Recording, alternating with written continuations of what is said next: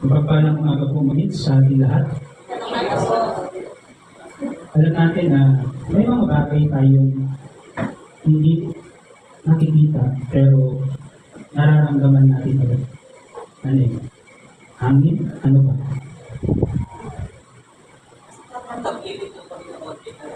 Pag-ibig ng Panginoon. Yung utot. Di ba? Kasi meron tayong 5 senses na tinatawag. Yun yung mata, ilong, tenga, bibig, tsaka kandama, skin. Madalas, hindi natin napapansin yung halaga ng pangamoy. Lalo na pag sa usapin ng spiritualidad. Ang importante sa atin, yung nakikita, yung ating naririnig. Tama? Pero yung pangamoy, hindi. At isa sa mga bagay na hindi natin nakikita ay nararamdaman natin agad ay sa pamamagitan ng mga bagay na nararamdaman o nasisense ng ating pangamoy. Yung ating ilo. Kapag may naamoy tayong masarap na pagkain, kahit hindi natin ito nakikita, anong nararamdaman natin? Nagugutom. No? Ano bang masarap na pagkain ngayon na gusto nyo kainin mamaya sa panangagitan? Ha? Munggo. Mamaya na yung munggo. Nandyan, mayroon dyan munggo.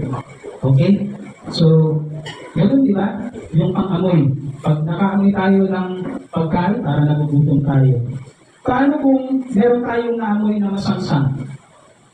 Anong nagiging reaksyon natin? Ha? Naiinis? Nahihilo? Kumukulit yung ulo, di ba? Kahit na siguro yung tao, yung amoy na yun ang gagaling doon sa tao mahal mo.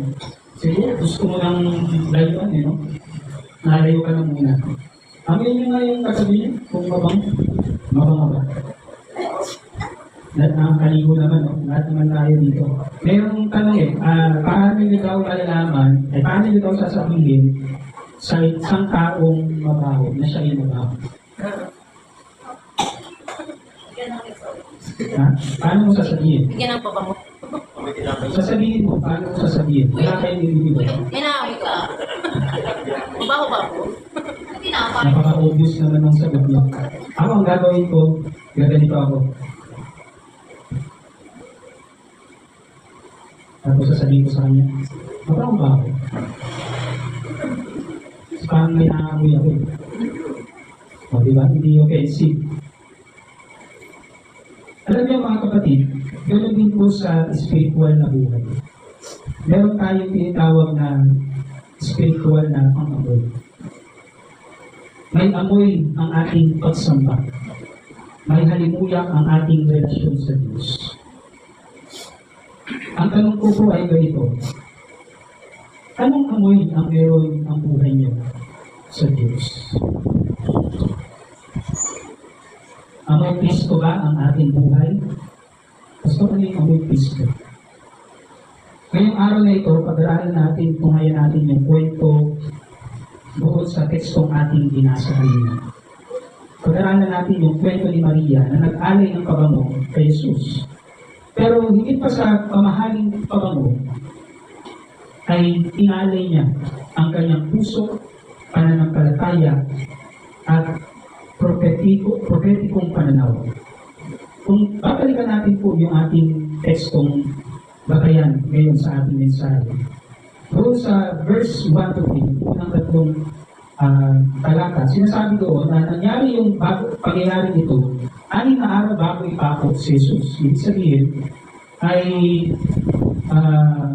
less than 1 week na lang. No? Nangyari yung araw na yun bago ipako si Jesus. Siya ay dumagaw sa tahanan ni Lazaro. Kilala niyo si Lazaro?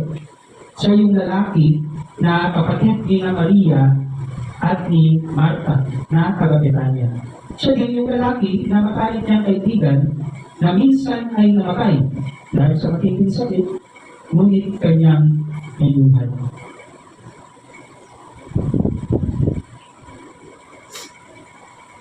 At sa pangyayaring yun, sa kanyang pagdalaw, lumapit si Maria kay Jesus. Tahimik. Wala siyang sinabi na kahit isang salita. Pero ang kanyang ginawa ay nagsasalita ng malakas. Ano ginawa niya? Kumuha siya ng mamahaling pabango na purong nardo. Hindi po yung nardong putika.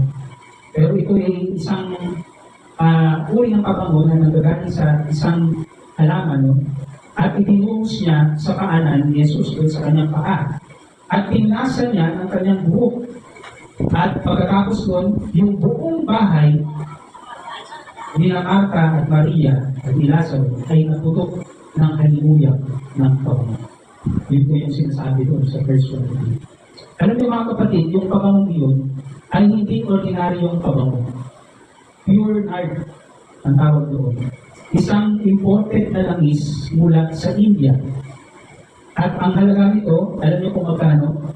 Katumbas ng isang taong sahod ng ordinaryong or yung regular na average na sahod ng ordinaryong manggagawa. Sa panahon natin ngayon, maaaring aabot na ito ng nasa 150,000 to 300,000 pesos. Yung ganong klaseng halaga, ibinuhos lamang ni Maria sa paa ni Jesus. At bakit sa paa? Bakit niya binuhos sa paa? Alam niyo po, sa kultura ng mga Hudyo, ang paa ay marumi. Kasi nakapanyapak sila yun. Hindi na naman uso dati yung closed shoes. At saka boots. Tapos yung daranganan pa nun, madalang pa yung sementado. Madalas maalikabok, maputi. Kaya pag mayroong bisita, bumibisita sa bahay, ang unang nililinisan ay yung paa. Nililinisan ng may-ari ng tahanan yung bisita, yung paa ng bisita, o binibigyan siya ng panlinis. Sa pagkakataong ito, hindi tubig ang binigay ni Maria o ginamit ni Maria ang panlinis, kundi isang mamahaling pabango. At ang ipinagpunas niya ay hindi tuwalya, kundi yung kanyang buhok. Alam niyo po sa kanilang kultura, hindi ginagawa ng babae ang paglulugay ng kanyang buhok at ipupunas doon sa lalaki. Hindi yun pwedeng gawin sa harap ng lalaki. Pero si Maria, ginawa ito ng buong puso bilang tanda ng kanyang pagsamba. Imagine niyo, halos sinira ni Maria yung kanyang reputasyon. Alang-alang sa pagsamba niya sa Diyos, sa ating Panginoong Yesus. Ang ginawa ni Maria ay katulad ng mga handog sa lumang tipan. Alam niyo po sa Old Testament, kapag nag-aalay ang mga tao ng kanilang handog at sinusunog, hindi yung mismong sinunog ang nakakalugod sa Diyos. It's the aroma, yung amoy. At yun yung nagbibigay ng kaluguran sa Diyos, yung amoy ng sinunod na handog. Umaakyat yun sa langit. At sa paniniwala ng mga tao, no, naaamoy yun ng Diyos. Sa Levitico, ang mga ganitong handog ay tinatawag na pleasing aroma to the Lord. Ito yung mga fragrant offering or burnt offering. Sa bagong tipan, sinasabi na si Kristo mismo ang naging fragrant offering. Ephesians chapter 5 verse 2, sinasabi doon na ang kanyang kamatayan ang siyang naging sakripisyong kalugod-lugod sa Diyos. Mga kapatid, kapag tunay ang ating pag-ibig kay Jesus, hindi dapat tayo nagdadalawang isip. Hindi dapat tayo nagtitira. At hindi tayo nang hihinayang sa anumang bagay na ating ipinagkakaloob sa Kanya. Ang tunay na pagsamba ay nakaka-apekto sa ating paligid. Ang buong bahay, sabi doon sa teksto, ang buong bahay daw ay napulot ng halimuyak ng pabango. Pagpapaalala to sa atin ng anumang inihahandog natin sa Diyos bilang pagsamba. Kung ito ay inihandog ng buong puso at buong katapatan, ito ay isang mapangong halimuyak sa ating Diyos. Ang tanong ko po sa inyo ay, kapag tayo ay sumasamba, na-apektuhan ba natin ang iba? Na-encourage ba ang iba? Naaamoy ba ng ating pamilya, kaibigan, o ng ating komunidad yung ating pananampalataya. Tulad ng pagsambang ginawa ni Maria sa pangalan ni Jesus. Sa verse 4 to 6, habang si Maria ay nabubuhos ng mamahaling kabango, bilang kanyang pagsamba, merong isang nagsalita at tumulo. Nagsalita si Judas Iscariote. Ang tanong niya, bakit hindi ipinagbili na lang ang kabango ito sa halagang 300 denaryo at ibinigay sa mga lupa? Kung iisipin, sa una, mukhang concern sa mga mahihirap. Pero sabi ng susunod na talata, ito pa lang si Judas na siyang kagahin at yaman ng pananalapi ng kanilang grupo, no? Nila Jesus. Ay magnanakaw pala. Kumukuha ng laman ng lalagyan niyang para sa alay. Kaya napapanahon din pag-usapan ito mga kapatid na hindi lahat ng mga nangangampanya ngayon na nagsasabing tutulong ako sa may hirap, ang advocacy ko ay para sa may hirap, pero buong buhay niya hindi naman makita ang kanyang sarili sa kalagitnaan ng mga kahirap, hindi totoong tumutulong yun. Hindi dapat tayo nadadaan lamang sa walang laman na pananalitan. At ang nakakalungkot mga kapatid, marami din Kristyano ang may katulad na ganitong pag-iisip. Iniisip nila, tutulong sila, magkakawang gawa sila. Pero ano ang sabi ni Pablo sa unang Korinto, Kabanata 13? Kung ang lahat man ito ay gawin natin, pero wala naman tayong pag-ibig, wala rin itong kahulugan. Wala rin itong saysay. Si Judas ay larawan ng tao na teke ang panlabas ng kabanalan. Ginagamit ang spiritual na salita para pagkakakan ang sariling buhay. Nagkukunwaring concern, pero meron palang ibang masamang motibo. Minsan may mga taong lagi ang komentaryo ay sa ginagawa ng iba sa Diyos. Pero ang tanong ko sa inyo, tayo ba'y katulad ni Maria? Tahimik pero totoo? O katulad tayo ni Judas? Maingay pero pwede.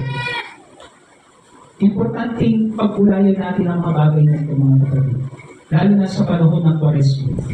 Tayo ay inaanyayahan ng Panginoong Hesus na magkulay, na kilatisin ang ating mga sariling kalooban. Sa verse 7 to 8, sinabi ni Jesus, hayaan ninyo siya. Inilaan niya ito para sa araw ng aking bibig.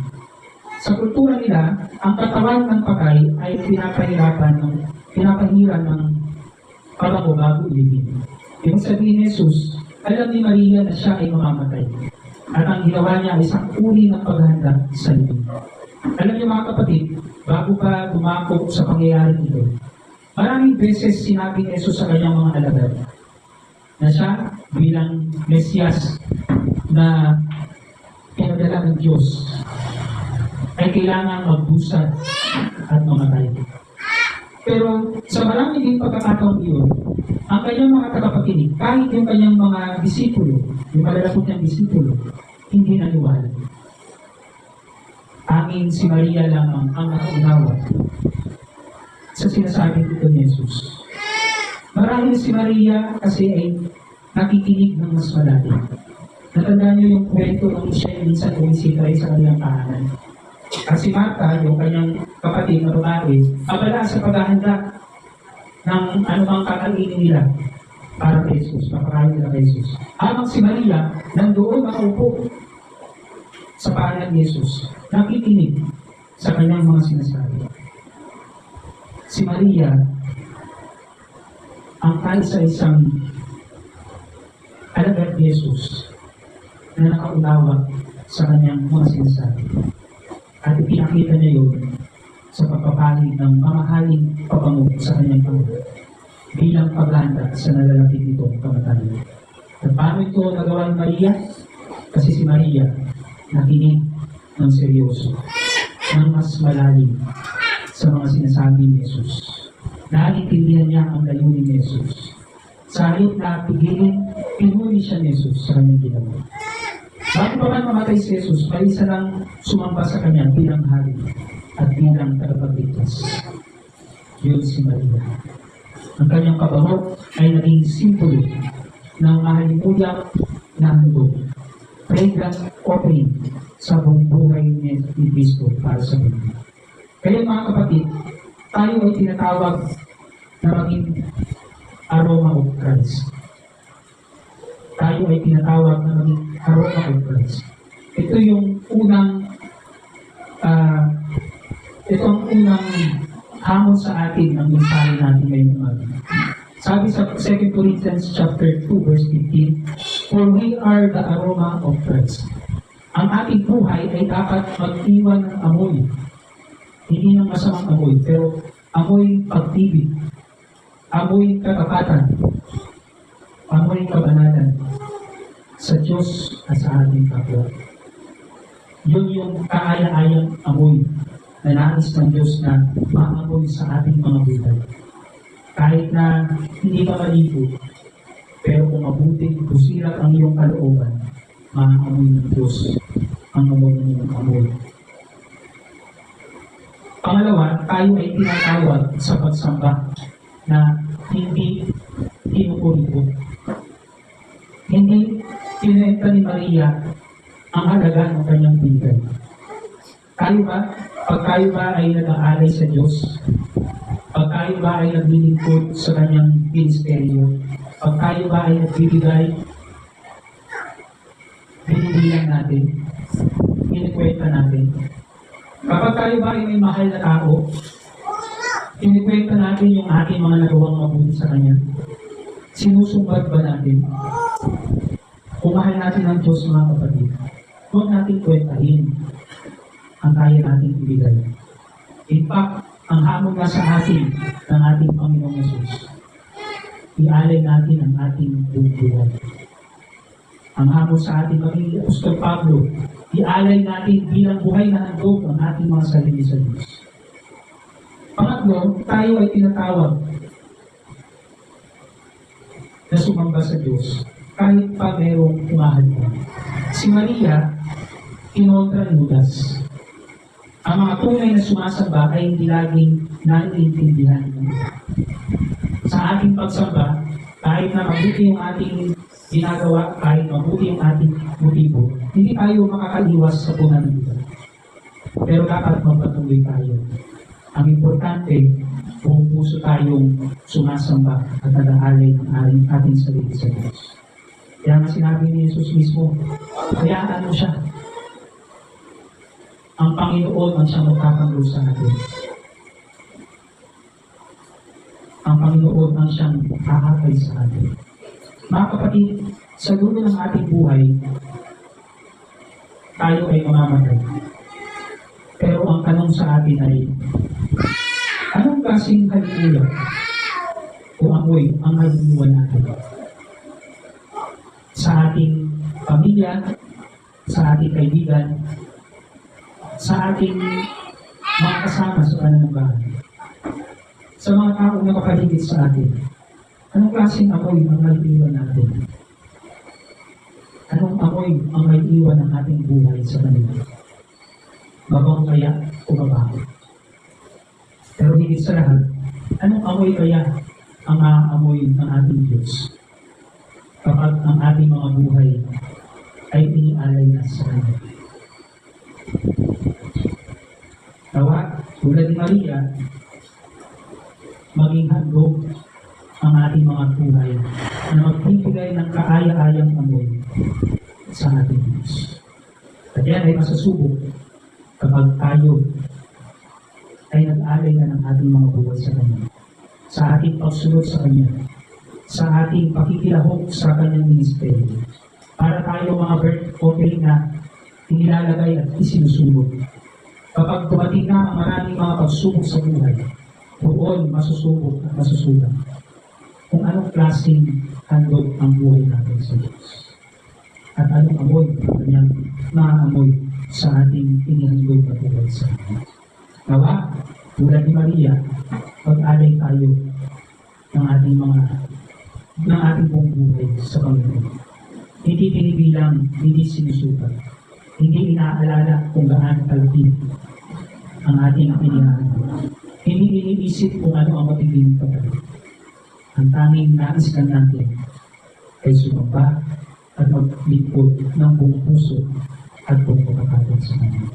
Noon, nagiging buhay na handog tayo at naging handog-labod na handog sa ating Diyos. Pagpalain naman tayo ng Diyos sa ating paglilingkod at buong pusong pag-aalay ng ating mga sarili sa Kanya.